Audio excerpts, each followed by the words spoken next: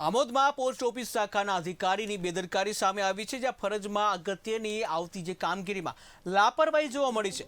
જરૂરી ડોક્યુમેન્ટ શહેરના રોડ ઉપર અસ્તવ્યસ્ત રીતે જોવા મળ્યા કે જ્યાં અન્ય સ્થળેથી આવેલ ડ્રાઇવિંગ લાયસન્સ તેમજ પાન કાર્ડ રોડ ઉપર મળી આવ્યો, તો પોસ્ટ ઓફિસના સ્ટાફની લાપરવાહીની પાર્સલ જે છે રોડ ઉપર જોવા મળ્યા।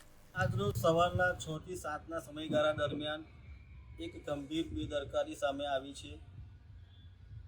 ભરૂચ પોસ્ટ વિભાગ દ્વારા આમોદ પોસ્ટ વિભાગને જે પાર્સલ મોકલવામાં આવે છે, જેમાં એક પાર્સલ આજ સવારના રોજ રસ્તે રઝળતું જોવા મળ્યું અને બધા જ અંદરના ડોક્યુમેન્ટો વેરવિખેર હતા।